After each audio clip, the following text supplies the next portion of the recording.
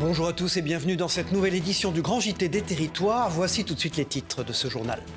La vague d'agressions qui se multiplie en France inquiète les Français semaine après semaine. La situation contraint-elle le gouvernement à prendre des mesures particulières à l'entrée des établissements scolaires? Nous le saurons dans quelques instants avec Vosges TV qui nous a permis d'assister à la manière dont un contrôle dans une école est mené par les forces de police qui pratiquent des fouilles inopinées. Vous le verrez dans un instant. Des arnaques de faux dépanneurs, un fléau qui s'amplifie ces derniers mois et que la profession a du mal à endiguer. Vous le verrez, les malfaiteurs sont bien rodés. Explication dans cette édition avec nos partenaires de TBO en Bretagne. Un avion sans bruit ni pollution, une première mondiale. L'unique appareil électrique autorisé à voler dans le monde est présent en France. Et TVR à Rennes a pu monter à bord. Des sensations garanties à surtout ne pas louper. Et puis les amateurs de voitures, vous apprécierez forcément les coccinelles et les combis que vous verrez dans ce reportage en fin de journal, des modèles mythiques de la marque Volkswagen que de nombreux fans sont venus apprécier lors d'un rendez-vous dans l'Aube. Des véhicules merveilleux que Canal 32 a pu découvrir pour nous. Je vous le disais dans les titres, suite aux agressions qui se multiplient ces derniers mois dans les établissements scolaires, le ministre de l'Intérieur Bruno Retailleau souhaite la mise en place de fouilles inopinées. Pourquoi et comment? Vous allez le découvrir. Partons à Épinal, dans les Vosges, où un contrôle a été réalisé à l'entrée d'un lycée. Vosges TV était présent pour nous sur place. Regardez. Parfait, merci. Bonne journée. C'était un accueil plutôt inhabituel pour les élèves du lycée Viviani d'Épinal qui étaient attendus par une quinzaine de policiers pour un contrôle inopiné de leur sac. Une opération de prévention et de communication également qui fait suite aux directives du ministre de l'Intérieur dans un contexte d'agressions qui se sont multipliées dans les établissements scolaires en France.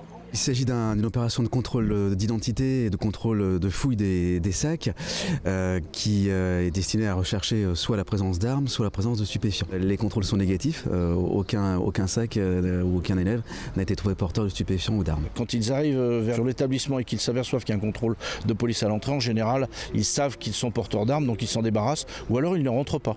Parce qu'on a plusieurs élèves quand même qui ne sont pas rentrés ce matin. Pour la centaine d'élèves qui est rentrée à 8h, le contrôle s'est passé dans le calme et sans refus de la part des lycéens. Je vois les policiers à l'école qui fouillent mon sac comme ça. Je ne sais pas ce qui se passe. Tu es surprise? Oui. Je comprends pas ce qui se passe.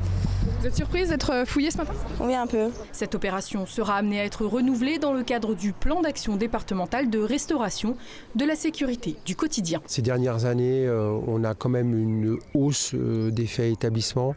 On a des paroles qui sont rudes entre élèves, y compris alimenté par un contexte géopolitique, si on prend des faits d'antisémitisme ou de racisme. C'est un type d'opération qui fait partie d'autres opérations de sécurisation, comme les ventes d'alcool à proximité des établissements, comme d'autres opérations, comme on le fait depuis des mois.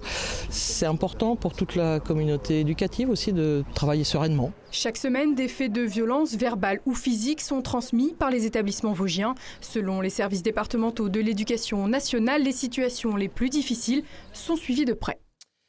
Depuis plusieurs années, le gouvernement développe le système d'alerte par téléphone mobile, un moyen pour les préfectures ou encore les maires d'avertir la population d'un risque technologique ou naturel.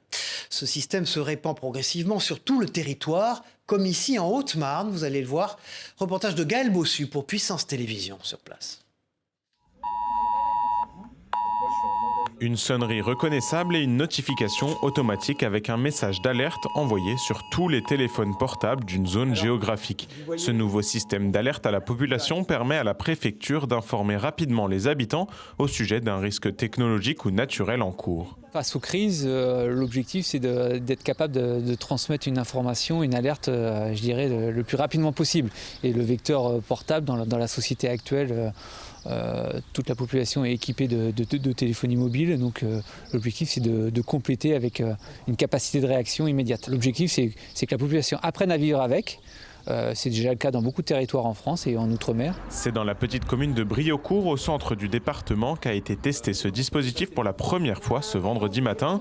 En quelques minutes, 1900 appareils ont été informés de l'exercice. J'étais en train de passer mon aspirateur et il était 11h30 à peu près et ça s'est mis à sonner. Donc du coup, c'est vrai qu'on est interpellé quand on entend le bruit parce que ça sonne très fort. Mais sinon, après, voilà, on était au courant, donc on avait reçu des messages. C'est une bonne alternative dans le sens où dans nos petites communes, on n'a pas le système d'alarme, d'alerte des grandes villes. Ça évite aussi aux élus de devoir faire tout le tour du village pour informer la centaine d'habitants des risques encourus. Lors de ce premier test, environ un téléphone sur 5 n'a pas reçu le message d'alerte, soit par échec, soit parce qu'il était éteint ou hors ligne. De nouvelles simulations auront lieu dans l'année pour affiner encore un peu plus ce nouveau dispositif. Et puis toujours dans l'actualité, les démarches par de faux dépanneurs se multiplient partout en France. Les malfaiteurs arrivent avant le dépanneur mandaté par l'assurance et le client paye des sommes astronomiques. Voilà l'escroquerie. Exemple dans le Finistère avec TBO, Maëlle Delmure. Là, ce qu'on va faire ce matin, c'est appeler votre assistance pour avoir les prises en charge pour le remorquage. Remorquer des véhicules, voici le quotidien de cette entreprise proche de Quimper. Pourtant, depuis plusieurs mois, cette entreprise dénonce des dérives comme l'apparition d'usurpateurs. C'est une annonce qui est passée sur Le Bon Coin avec notre nom de société, notre numéro de SIRET. Et donc, quelqu'un a usurpé en fait l'identité de l'entreprise et s'est amusé à faire du remorquage. C'est en région parisienne, avec un prix très attractif, comme on voit, 25 €. Pour Eric, le mari d'Elisabeth, ces arnaques sont un danger. C'est vrai que ça arrive plus fréquemment, quelquefois sur les 4 voies, comme sur le réseau secondaire. On arrive, il n'y a plus de véhicules, ça c'est clair. Ils récupèrent un véhicule sur une 4 voies, ils ne sont pas protégés, donc il peut arriver n'importe quoi. Mais bon, non, c'est à la course du véhicule, quoi. Pour trouver les véhicules en panne, les faux dépanneurs utilisent l'application Waze, une pratique utilisée également par certains professionnels, selon Dominique Tanguy. Vous avez un véhicule arrêté sur le bas-côté, donc on peut supposer en tant que professionnel qu'il est en panne. Je peux missionner un de mes dépanneurs pour aller voir. S'il peut prendre la voiture, mais on n'a pas été appelé en fait. Là, on appelle ça du maraudage. C'est trop facile, si vous imaginez, tous les dépanneurs commencent à faire ça dans le Finistère. On s'en sort plus, c'est le premier qui arrive, quoi. Les faux dépannages ne sont pas pris en charge par les assurances, alors pour éviter de tomber dans le panneau, il y a des réflexes à avoir. Quand ils appellent leur assistance, ils reçoivent automatiquement soit le numéro de dossier ou un SMS avec l'entreprise qui intervient. Donc s'ils ont le nom de l'entreprise, bien vérifier que c'est bien cette entreprise-là qui vient, qui s'arrête sur le lieu de panne ou d'accident, ou bien vérifier le numéro de dossier. Autre solution, se méfier des camions ou des professionnels n'ayant aucune inscription, nom ou numéro de téléphone. Il peut s'agir d'entreprises malhonnêtes. Vous l'avez remarqué, les beaux jours reviennent de plus en plus tôt. Pour le plus grand bonheur des baigneurs, certaines plages sont prises d'assaut dès le mois d'avril. Ce qui pousse certaines municipalités à ouvrir les postes de secours un peu plus tôt que prévu. C'est le cas à Lacanau, en Gironde, avec ses belles plages. Vous allez le voir, reportage de TV7, la chaîne du groupe Sud-Ouest, Tristan Lambert. Même si elle n'est qu'à 14 petits degrés, certains courageux se mettent à l'eau. Sous l'œil avisé des maîtres nageurs. Vu les dangers qu'il y a ici, c'est rassurant. En plus, ils sont sympathiques, ils sont là, ils sont à l'affût, ils surveillent bien. C'est vraiment un bonheur de les voir là plus tôt. Moi, je ne me baigne que si c'est surveillé. C'est des côtes girondines, il y a beaucoup de baïnes, on le sait, tous les ans, il y a des noyades. Et du coup, moi, c'est quelque chose qui est important pour moi de me sentir en sécurité. Une surveillance qui a commencé plus tôt que d'habitude cette année à Lacanau. 8 maîtres nageurs sont mobilisés chaque jour de midi à 18h30 pour assurer la sécurité des baigneurs sur la plage. On fait un peu plus d'attention au mois d'avril et au mois de mai parce qu'on est pour l'instant le seul poste qui est ouvert, le poste de la centrale. Donc on doit surveiller ce qui se passe au sud et au nord. Or qu'à partir de mi-juin, les autres postes ouvrent. Donc peut-être une vigilance plus grande sur l'ensemble de la plage. En juillet et août, 5 zones seront surveillées, réparties autour de 4 postes de secours. Mais pourquoi ouvrir une zone de baignade si tôt dans l'année ? La fréquentation. Sur les années précédentes, on s'est rendu compte que sur des belles journées du mois de mai, on a énormément de fréquentation sur ces périodes-là. Et ça permet de garantir une sécurité sur les baigneurs. L'an dernier, 200 sauvetages ont été réalisés sur la plage de Lacanau pour 0 décès. Concernant le dispositif de secours, il se tiendra jusqu'à début octobre. Voilà, et les beaux jours participent également à la prolifération des sargasses, un groupe d'algues flottantes. Ces herbes des mers sont très présentes aux Antilles, cependant elles présentent des risques importants pour la santé humaine.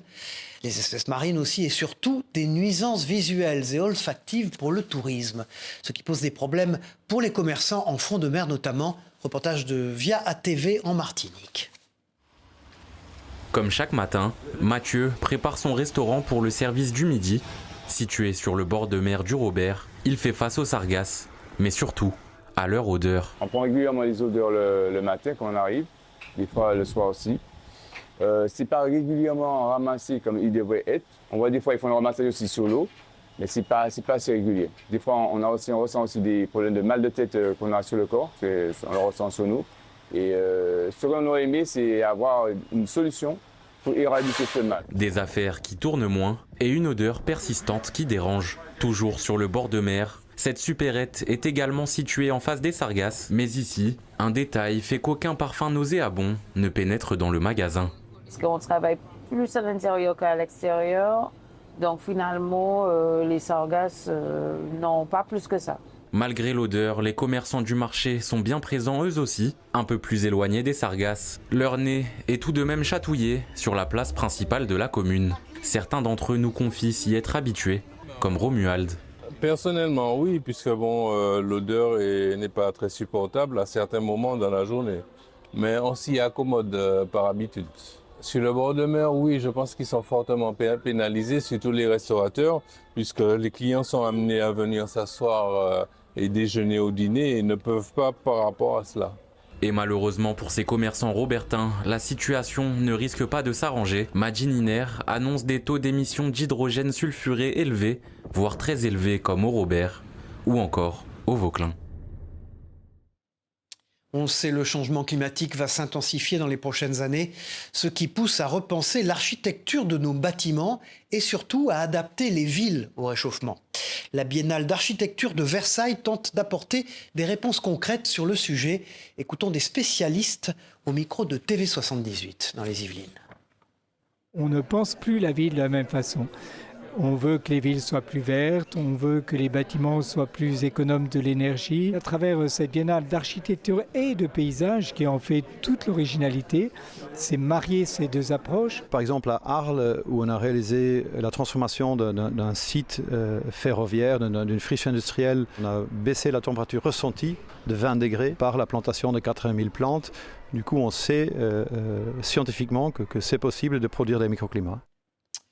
En France, les bureaux de poste font face à la forte baisse du courrier, une situation préoccupante qui oblige la Poste à se réinventer, vous allez le voir. Parmi ces nouveautés, vous pouvez notamment vous offrir un vélo de facteur. Reconditionnés, ces engins vous offriront le même confort. Présentation avec LMTV de Sarthe, Anthony Piton. Il a sillonné les rues et déposé des milliers de lettres. Aujourd'hui, ce vélo de facteur à assistance électrique attend une seconde vie. La Poste du Mans République le met en vente. Son prix, 1 490 €. Une opération nationale de la Poste qui revend 1 millier de vélos électriques. Des biclous reconditionnés avec 70% de pièces recyclées et disponibles en différents coloris, sauf le jaune. Le vélo du coup n'est pas jaune, c'est pour éviter que des personnes puissent prendre l'identité du facteur et puissent abuser en fait de ce lien. Mais l'engin est robuste et a bien toutes les caractéristiques du vélo type de votre facteur. Imaginez que le facteur il est quand même entre 4 et 6 heures par jour sur le vélo, donc il faut un engin qui soit un vélo qui soit léger, fonctionnel, robuste et il ne faut pas que le facteur ne soit non plus usé par une tournée avec un vélo qui ne soit pas assisté par exemple. Jusqu'ici, les vélos des facteurs étaient mis au rebut après 5 ans d'utilisation. Au Mans, l'opération a été lancée début avril et c'est un ancien de la Poste qui s'est porté acquéreur de la toute première bicyclette. C'est un ancien facteur, tout à fait, oui, qui avait d'ailleurs œuvré pour la mise en place de vélos électriques il y a quelques années déjà. Sitôt qu'il a entendu parler de cela dans les médias, il a couru au bureau de poste, tout à fait. Alors si vous avez toujours rêvé d'être facteur, rendez-vous au bureau de poste du Mans République. L'avantage avec ce vélo, vous n'aurez pas besoin de livrer le courrier. Un avion sans bruit ni pollution, y croyez-vous vraiment? On y rêverait? Eh bien, figurez-vous que cet avion électrique existe. En escale en Ille-et-Vilaine, notre partenaire TVR a pu monter à bord. Sensation plus que garantie, regardez. Une prise de courant suffit pour faire le plein du Pipistrel Vélis Electro, le seul modèle d'avion électrique autorisé à voler dans le monde. Depuis l'aéroport de Rennes et le parking de l'Aéroclub, la société Erscol propose des vols d'initiation avec cette propulsion électrique qui change la donne. On est plaqué au siège, on a des inclinaisons qui sont fortes, donc on va monter très vite, très fort, avec un bruit minimum, puisque à part le vent sur la cellule qui fait un peu de bruit évidemment, on a très peu de bruit sur cet avion qui fait 60 décibels contre 82, 84 pour un avion thermique, donc on est 14 fois moins bruyant en fait. Vous avez vu, hein, finalement, l'avion, on met quelques interrupteurs en marche et ça y est, c'est parti. La puissance qui arrive tout de suite.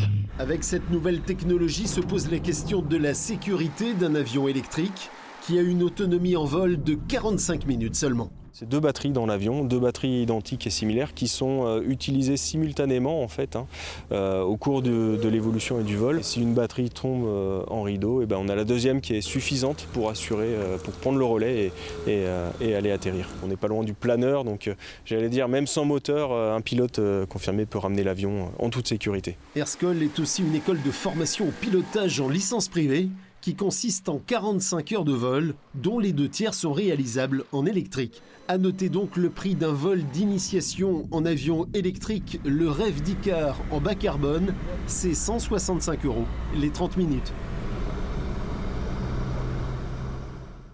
Et puis cette semaine, vous pourrez retrouver en kiosque une nouvelle édition du magazine Le Point, consacrée à Montpellier, une édition locale.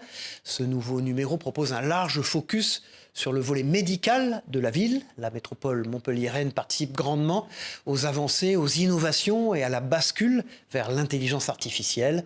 Cette édition spéciale du Point est bien sûr à retrouver dès jeudi dans vos kiosques.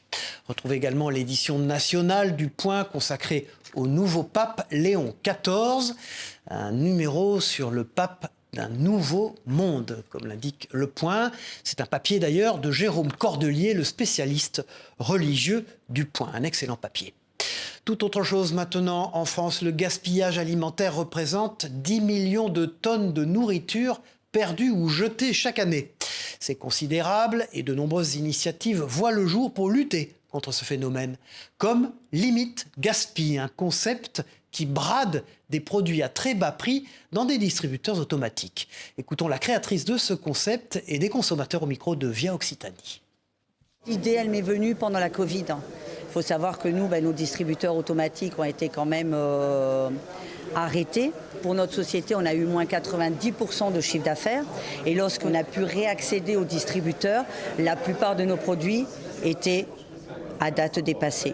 Et donc on a jeté des palettes et des palettes entières. Là concrètement on a des prix qui sont 50% plus bas. Donc grossièrement on peut avoir des canettes qui sont vendues à 1,10 € à 50 centimes et en vrai ça se sent beaucoup sur le budget, surtout en fin de mois. Plus que de l'économie, ça nous permet d'en consommer davantage. Plutôt que de prendre une canette, potentiellement on peut envisager d'en acheter 2, peut-être en offrir à une personne.